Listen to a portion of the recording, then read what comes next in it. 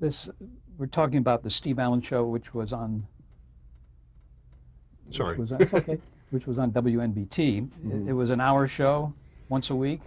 No, it or was every night. Every night. Every, yeah. oh, that's right. Yeah, every night. that's why it quickly got popular, because the show actually could be rather lousy, but if you see it every day or every night, there's a habitual process that takes place, and that's why we got to be liked quickly.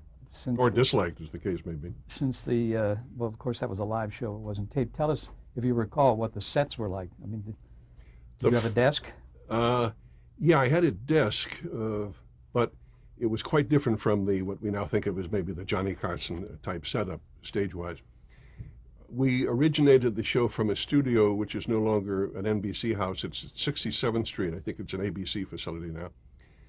And I was assuming that everything would be fine. I didn't even concern myself with the set of the stage. I just assumed, and boy, was I wrong.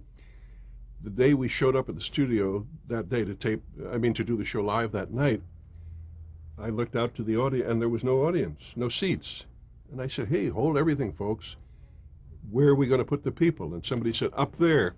There was a balcony like at a place where you look down in a basketball game at a college or something. And there was only about 150 seats up there. And obviously this is not ideal for comedy, because I like to work with people, you know. So it took me a while to get over that shock. And then after about an hour of rehearsal on technical things, I said, wait a minute, I just happened to think of another problem. I said, it relates to the audience setup. They said, what's the problem? I said, I like to go out in the audience with a hand mic and get screams. How can I get there? There's no audience here downstairs. So the solution was I had to climb a ladder, a big, high ladder. And a high ladder doesn't seem as bad as I've earlier said if you're on the ground looking up, but if you're up at the 19th rung, you feel like you're on the 48th floor. Nevertheless, I had to go up on top of the ladder and then actually climb over the balcony railing to get into the audience.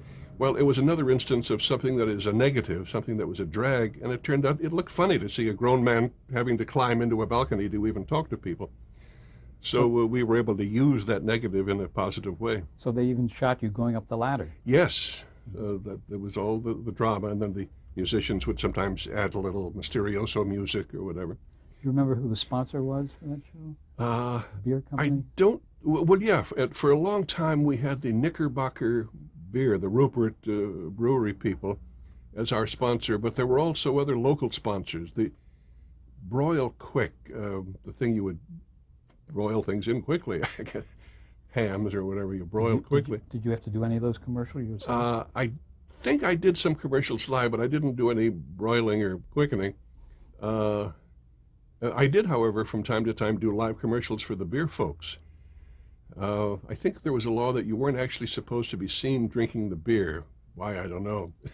If it's a crime, why do it at all? But there was some guy on the air at the time who was doing commercials for coffee, an announcer. And I think what he would do is take a sip of the coffee and then say, man, that's coffee. You know, smack his lips.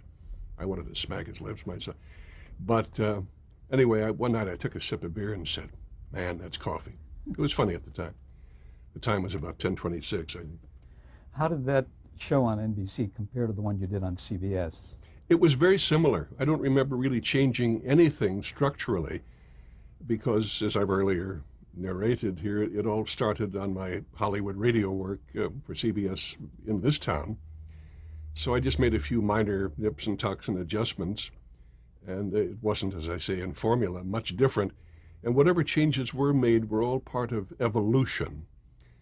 For example, when they finally realized that we were getting so many laughs that it made sense to get me into a better studio, I think the next move was up to, is it 6B in the RCA building? I think it's where Johnny later did his show for years. Milton Berle, I think. Was in there yeah, too. A lot of the comedy shows, Milton and some of the others.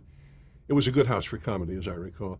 And then later we moved to an even better house, the Hudson Theater. And that opened up a lot of possibilities, because when you're up on the 8th floor or the 6th floor, whatever it was, there isn't a heck of a lot you can do to get off the stage. You can go down the hall, as we sometimes did, which David Letterman would later do. But I always loved to have a street, an empty lot, something outside a building at my disposal. And that we did have at the Hudson Theater. So it opened up a lot of comedy possibilities. A year after the show was launched, Pat Weaver, who was then president of NBC, Mm-hmm. decided to air your show on the full NBC network. Yes, I'll always be grateful to Pat for that decision. How did that come about? Well, I guess he was just looking at the show from time to time. I don't think for the first few months we were on there he even knew we were. It was not his business to check local stations. He was a network thinker and doer, and a very good one, too. But as it happened, he already had a big hit with the Today Show, which is still successful in the morning, of course. So inevitably, he or some member of the programming department would have thought, oh, how about a late show called The Tonight Show? It's just the opposite end of the calendar, the clock. So I don't think he had anything more than a title in mind, and eventually, I'll never know until he writes his memoirs what other possibilities might have occurred to him, but none of them ever saw the light of day because he just called us up one day, spoke to our producer, Bill Harback, said, I'd like that show that you guys are doing, and how would you all feel if we put it on the network? So naturally, we were all overjoyed. And the only practical change that was made, the only important change, was it was no longer called the Steve Allen Show. Then we had to go with the title Tonight, and I was willing to do that. In fact, years later, the full title would be The Tonight Show starring Johnny Carson, end of title. I never thought of that, or didn't really give much of a damn if I had. Everybody knew who I was, and they knew it was with Johnny Carson or Donald Duck or Steve Allen or whoever was the host. But it was called Tonight. And only later did the phrase The Tonight Show come to pass. What did this mean to you, going from a local show to network? What were your feelings? Well, it took a load off my mind because I had just come from several years of network experience, both in radio and in television. And as I've earlier mentioned, it was definitely a step down to come off the highly prestige network work into a lowly local program. However, I never had any grand ambitions in those days, or subsequently for that matter. Whatever happened, you can't control the universe, so sometimes you take whatever you can get. And also, whatever you can do, whether you're great at brain surgery or motorcycle maintenance, whatever it is, there's something in you that wants to do that. And if it pays well, so much the better. So New York is not Pocatello, and just to be on the air in New York was a big deal, capital A, capital B, capital D. But now you were going to the whole country. Yeah, but as I say, I had for years been talking to the whole country already, so it was suddenly a new universe to me. It was getting restored back to my former level, whatever would be appropriate. And of course, it was a pleasurable move, and it's much better to be on whatever the number of stations was, 157 instead of 1. How many people did you reach? Do you have any idea? How many millions? I never did know, nor does anybody know in scientifically precise terms, but you can tell in, round millions or hundreds of thousands. So of course you're talking to a vastly larger audience.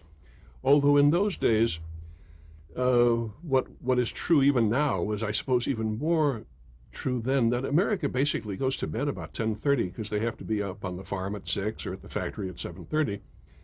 And even now, any night when a late night show considers itself happy with its ratings, it's talking to a very tiny percentage of the American people. So that was a given. I didn't worry about that. And sure enough, when they finally later would put us into prime time, then we had access to 30, 40 million people on some hot nights. Did NBC put any kind of program restrictions on you, material-wise? On The Tonight Show, when it went network, no. What they did was make some suggestions. Why they bothered with suggestions at all when the show was already a hit, and the very success of it is what led them to put it on the network. But I can understand that. A network is your toy when you're the boss, and I guess you can't resist tinkering with your toys. Also, I had learned enough about life at that time never to close my mind to any suggestions. You must always entertain them. Then later you can say, hey, that's great, we'll do that, or that is stupid, I'll fight that to the death. And unfortunately, the few practical suggestions they made were in that latter range. I'll be specific. The first shock, at least in terms of memos and meetings, came to us when they said, now we'd like to add I think they mentioned 3-minute segment each night. So I'm waiting for the end of the sentence. I thought, maybe 3 minutes of great stuff. What is it? They said ski condition reports. And Billy Harback and I and the others looked at each other and kept our faces deliberately blank. It was really a dumb idea. So I said in my responding memo, have you gentlemen done any research as to what percentage of the American people give a damn about skiing? I said, it's a lovely sport. I have nothing against it. More people should ski, but very few do. And even of those, on any given night, they're not too likely to be going skiing. So what do they care whether there's light powder at Stowe or something at Steamboat Springs, you know?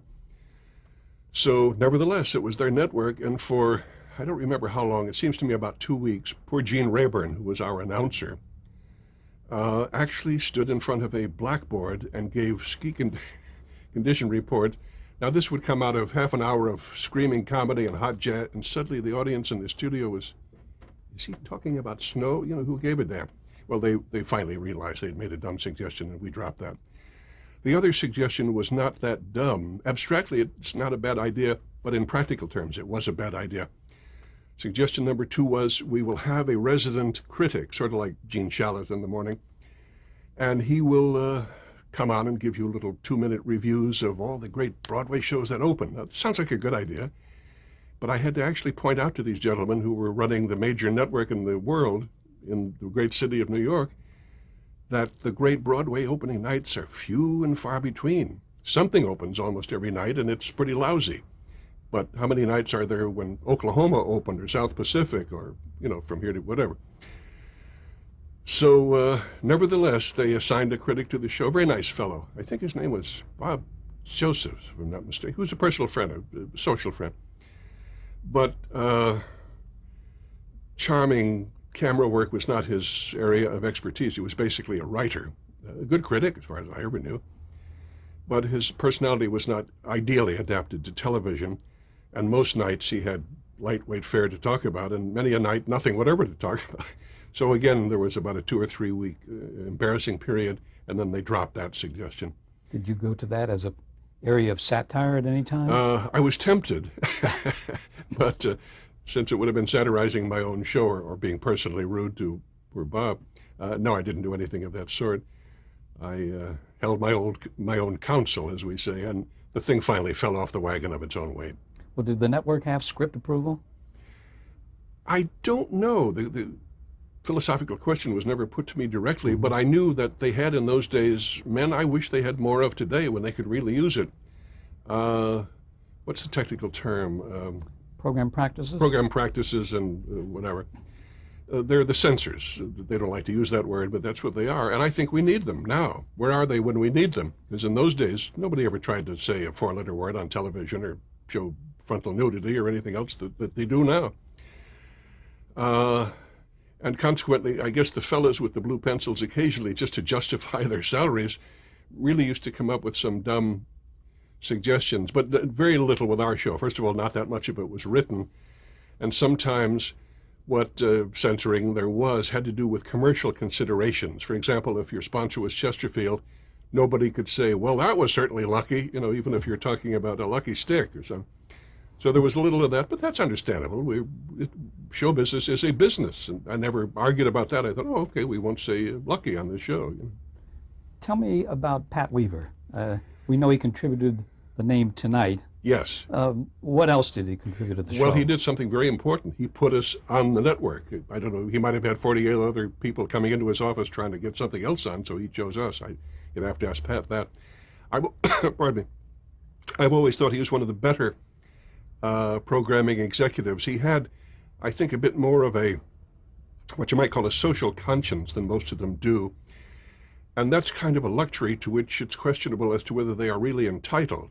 As human beings, they can think what they want, but you know the business, we all know the business, and you could have Abraham Lincoln back from the grave as your programming chief, and everybody would adore him. Look what he did as a president. Wow, are we lucky he's running our network. But if old Abe didn't put shows on that got high ratings, he'd be gone in 6 months, despite his other claims to fame. So that automatically inhibits the philosophical greatness of some of our executives who have officiated. I know that Pat Weaver has been credited different places as the creator of The Tonight Show. Yeah, there was a period running, I think just a year or so, when that was in question. It was never in question among people who knew the territory or knew the history. But how did you respond to that? There was one rather dramatic instance. I didn't create the drama. It was there, and I made it, I think, painfully evident to all people who involved. One of my dear friends in the business, Nick Vanoff, is no longer with us. He was a member of our old production gang, started in a very lowly position and rose right to the top of our business, a marvelous fellow. He was doing some big annual award show. I don't recall honestly whether it was the Academy or one of those award things. And he said, would you be willing, this is before the show, would you be willing to introduce Pat Weaver? And I said, I'd not only be willing, I'd be honored. I love Pat and love to see him, and I'd be happy to do it. So they said, great, glad to hear that. And sometime later, a week or so later, I saw the script, and they had written out for me, now I'd like to introduce the man who created The Tonight Show, blah, blah, blah. So I sent him a little memo, said, folks, I love Pat. I'll be on your show if you still want me, but I cannot say that because it's not true. I said, Pat created nothing. He had the word tonight, but that was already in the dictionary, too. Every time it gets dark, people say, well, here we are on tonight. Anyway, I was being a little facetious, too, but I said he didn't create the show, so why should anybody, much less me who did create it, say that he did? So it took him about 2 days to realize I was right. So then they said, okay, forget that. And the show happened, and everybody was happy. But I don't think Pat himself would ever have made that claim, but it might have been some publicist asking on his presumed behalf who did. I think so. Doesn't happen anymore. No. Can you describe for us the first Tonight Show, which was September 27th, 1954? I'm not remembering that. I'm reading from my notes. Yeah. Boy, it's funny how blank my mind is. Do you remember any of the guests that were on that show? Do you have any names? Because if you did, then I probably could remember how we used them. I don't immediately. I sometimes get the first Tonight Show confused with my first primetime show. Mm-hmm. Now, was it the first primetime show, the Steve Allen show they called it? I think you had Frank Sinatra on that one, didn't you? I don't like this, my favorite singer, and I don't remember even that detail. There was one of those two shows where two of our guests were the Tonight Show singers Steve Lawrence and Edie Gourmet, and we had them on live up in Harlem where, oh my God, I'm suddenly forgetting a name like Coca-Cola, one of those famous names like John Wayne. That's okay. It wasn't Jackie Robinson, Willie Mays. Thank you, Steve. Mm-hmm. Right. The great Willie Mays, great baseball player. Anyway, they had a camera. Dwight Hemion was our brilliantly talented camera director, and he had his cameras live on the sidewalk up at, 120-something or other street. And it was a very exciting TV. We used to do a lot of those technically remarkable things in those days. But again, I forget whether that was the opening Sunday show or the opening Tonight Show. Well, we don't expect you to remember every name that was on there. Mm-hmm. All we know is that it was met with great success. I mean, it became popular right away. Yeah, because we had that 14-month running head start, the show didn't come on as a tentative experiment, which most shows do. You can hire the greatest talents in the world, and you still would be well advised to open in New Haven, not on Broadway. In fact, many shows that did go to New Haven and Boston and Trenton went to Broadway and bombed then, even despite all that preparation. Sometimes Broadway shows are 2 and 3 years in the making, and they close the second night. But as I say, we didn't have that kind of a problem because we had already been on the air. The show was already a hit, and therefore we were able to ease into a network situation quite comfortably. Now, the original producer was Johnny Stearns. Yeah, he was the producer of the late night show.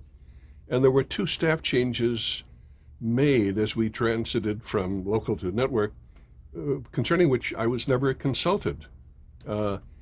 Johnny was somehow lifted out of the situation and replaced by Bill Harback, and nobody ever told me why or how it happened, but it was a fait accompli, as we say. Then the other situation was our regular band leader on the original local show, a great trombone player and a leader named Bobby Byrne, was suddenly not there. I was away from town for about 3 or 4 nights, and when I came back, I came into a rehearsal, and then I said, where's Bobby? And they said, oh, he's no longer with the show. This is Skitch Henderson, who will be your new conductor. So anyway, that worked out okay, too. But those were 2 of the changes that were made. Tell us a little about Dwight Hemion. I think to this day, no other camera director, no other TV director has ever not only not surpassed, but even equaled Dwight's brilliance, his talent, working with the traditional 3 cameras. Didn't matter with him whether it was 2 cameras or 17, the talent was still there.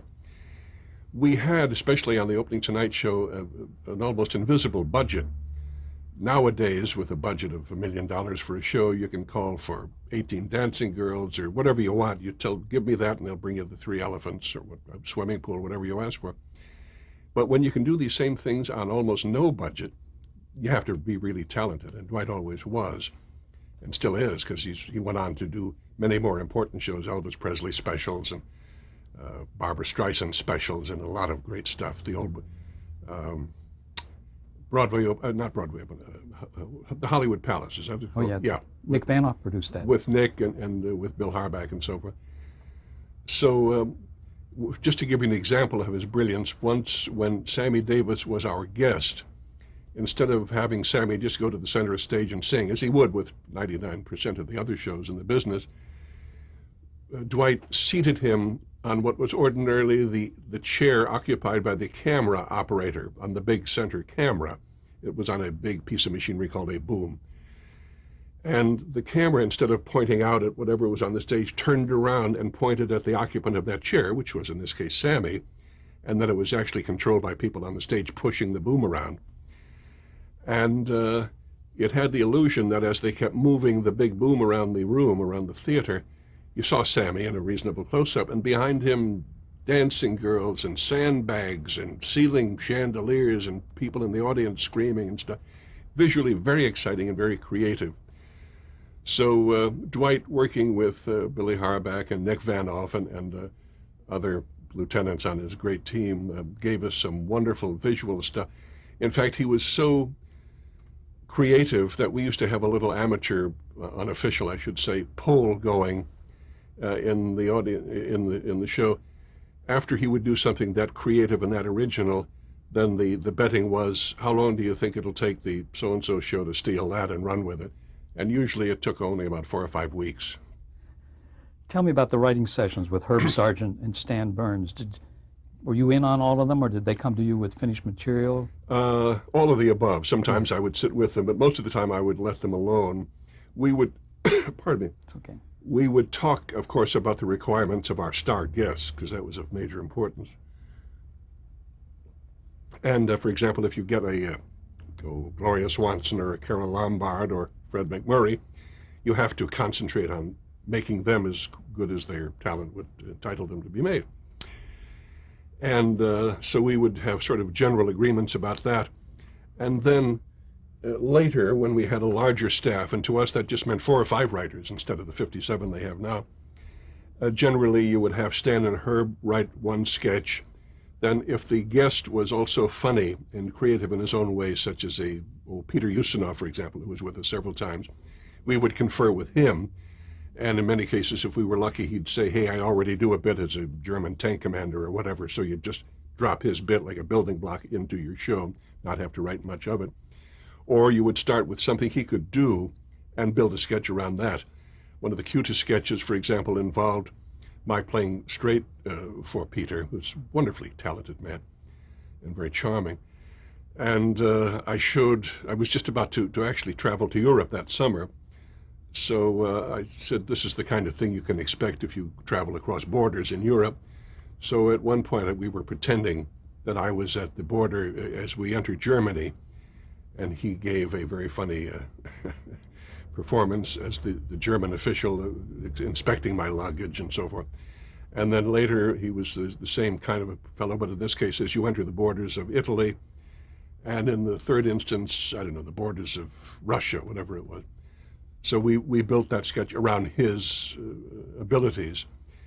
In some cases, by we now I'm talking about the writers, we were able to take people who had no history whatever at comedy, except perhaps light drawing room comedies, they used to call it, like a Cary Grant or a Claudette Colbert, and give them broad comedy to do, and they would do it very well. In fact, one of the funniest sketches ever done on television, I can say that because I was not in that sketch. I was just loving it and watching it from the sidelines. Because when you're the host of a show, you can't be in all the sketches, and even if you could, you shouldn't. So the premise in this case was that there are some people who don't appreciate when they see a film, they take a scene and they just say that's good or bad, and they don't appreciate it might have taken 57 takes to get that simple 2-minute scene. So we hired Charlton Heston, whose name does not immediately come to mind when you think of great comedy performers, but who is very cute with comedy. We hired him to play a klutzy John Wayne kind of a cowboy star on Alan Ladd, very masculine, but no comedy chops, and show how through his goofing up you might have to do a scene many times. Now, that's not a premise that automatically gives rise to laughter. You have to see how we developed it. And it was brilliant. One of the great sketches of all time, I repeat. And he worked with Don Knotts and Dayton Allen and Tom Poston and Louis Nye as imaginary crew members on this movie scene. So it was somehow more fun to take people who, as I say, had never done comedy in their lives and get screams with them. In one instance, our guest was the great film star Greer Garson, that grand lady of the silver screen, very glamorous, very charming. And she and I did the same kind of a sketch 3 times, once as it might be directed by Elia Kazan in sort of a waterfront Marlon Brando approach. Then again, as if it were directed by, I don't know, Alfred Hitchcock. Just 3 different approaches to the same scene. And we did another sketch once we'd hired Lily Palmer, the famous film actress. We then had to decide, how are you going to make Lily Palmer funny? Well, we did. And in this case, I wrote the sketch myself. I had noticed that in my capacity as both a moviegoer and a composer, very often the composers, though they may win Academy Awards at the end of the year, when you see the movie, you're not thinking of their music at all. You're thinking of, oh my God, will he get shot, or will the detective get there in time, or whatever. That's what you should be thinking of. But sometimes you're giving the actors credit for what Dmitri Tiomkin or Henry Mancini really did with the music. They establish a mood and they scare you with their music and so forth. So Lily Palmer and I did the same scene, deliberately using meaningless conversational cliches of 2 people who accidentally meet, in this case in Central Park in the early evening. And in the first case, it was deliberately dull. Then we repeated the scene, this time with romantic background music, just violins tearing your heart out. Now it was the same words, but now we seemed like 2 lovers meeting on a spring evening. Then in the third instance, again the same words, this time mysterioso, scary Alfred Hitchcock type music. Now it seemed that she was in danger and that I might have in mind to kill her there in the park before the cops came along. So we were quite good, if I do say so myself, at utilizing star names, but in creative and original ways. It's wonderful. I saw a clip at the Museum of Radio and TV with Kim Novak. That was funny. Yeah, that got sort of ad-libby in that one. Kim is a darling person, and that's about as beautiful as you can get. I think that was either our very first or second show. It might have been the first. Anyway, Stan and Herb had written a series of sketches, Stan Burns, Herb Sargent, connected with the widespread complaints, even in that day, that television ought to be more educational than it is. It was too involved with other types of entertainment. And I said, it's not necessary that you just stop this and suddenly do a lecture about some scientific subject. We can incorporate, anyway, here it is. So that was the philosophical premise. And then we did a personally kind of cops and robbers type thing where I came in a trench coat and I was already on the lam from the police or whatever the storyline was. And she was my faithful woman, but she wanted me to go straight. So at one point I pulled out a revolver out of my trench coat, and then she and I were supposed to suddenly look into the camera and say, revolver, R-E-V-O-L, and we pulled down the lampshade and had a drawing of a revolver. It became an educational exercise at that point. But right at a key moment, poor Kim forgot her lines, so we were live. So we had to ad-lib our way out of that moment. Let's get back to that in a minute as we change tapes. All right.